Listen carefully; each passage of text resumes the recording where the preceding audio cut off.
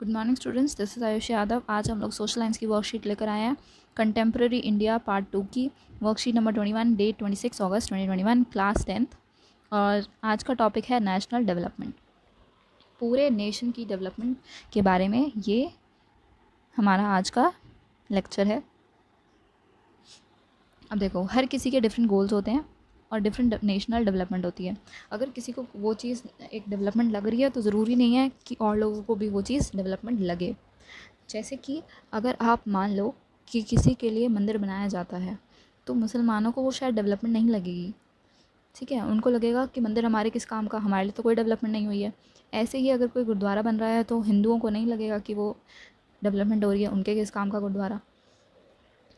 तो डेवलपमेंट हर किसी की अलग होती है और नेशन की डेवलपमेंट अलग होती है, ठीक है।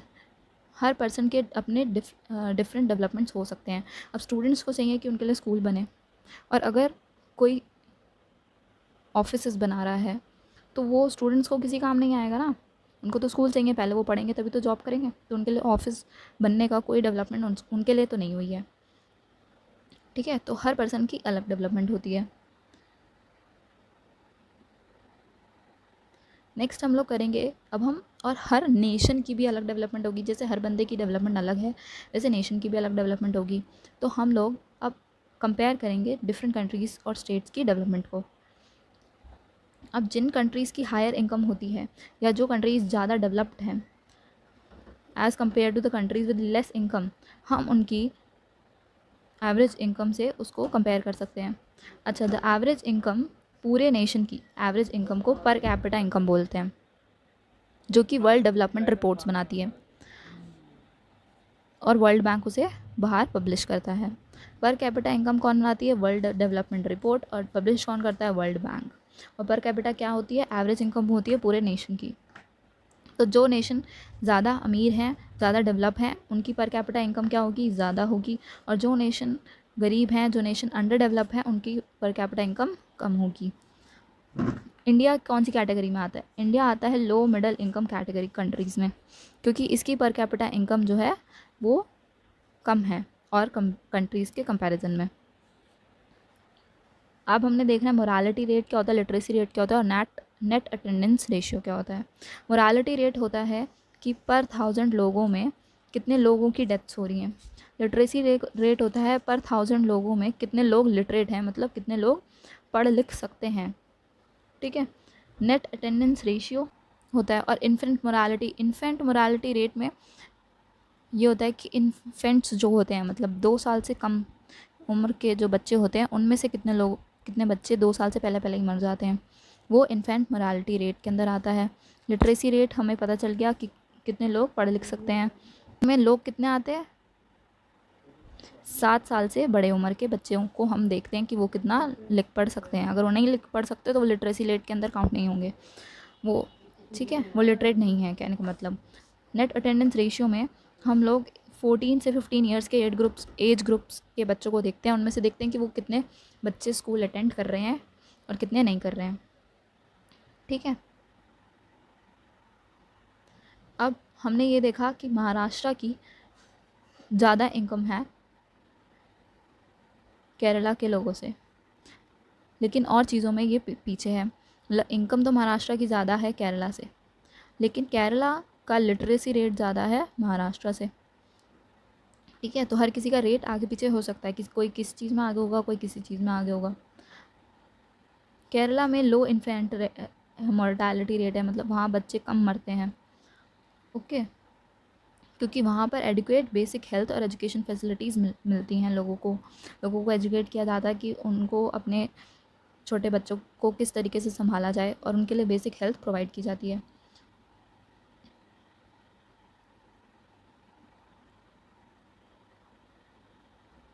Nutrition status of people, health और न्यूट्रिशन का स्टेटस उन स्टेट्स में ज़्यादा अच्छा पाया गया है जहाँ पे पब्लिक डिस्ट्रीब्यूशन सिस्टम जो है वो अच्छे से काम करता है, मतलब पब्लिक को अच्छे से डिस्ट्रीब्यूट किया जाता है सारी चीज़ों को, हेल्थ फैसिलिटीज़ अच्छे से मिल रही हों, उनको न्यूट्रिशन अच्छे से मिल रहा हो, उनको सारी जो गवर्नमेंट फैसिलिटीज़ हैं वो अच्छे से प्रोवाइड की जा रही हों। उन स्टेट्स में न्यूट्रिशन और हेल्थ स्टेटस जो है वो अच्छा होता है as compared to other states.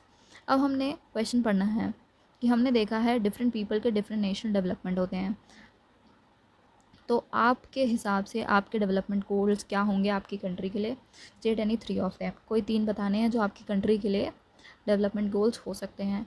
तो सबसे पहला डेवलपमेंट तो ये होगा कि हमारे यहाँ पर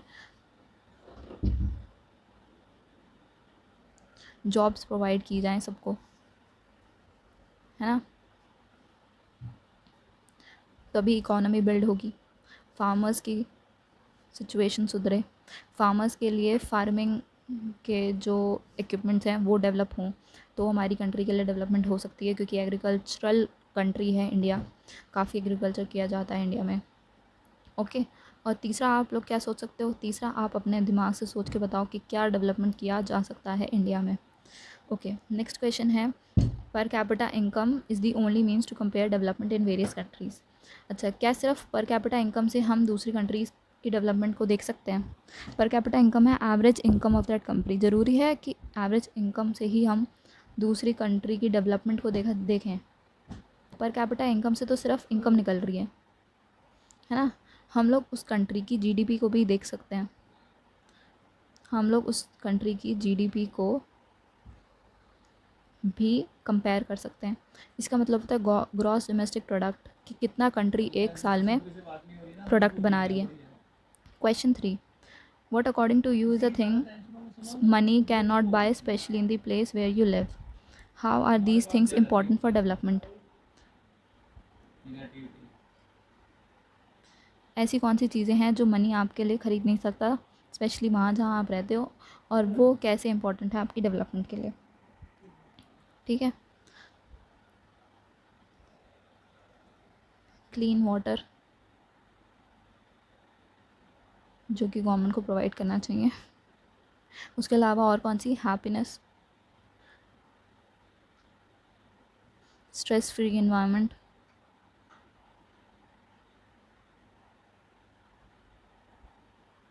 ठीक है, ये सारी चीज़ें डेवलपमेंट के लिए कैसे इम्पॉर्टेंट है।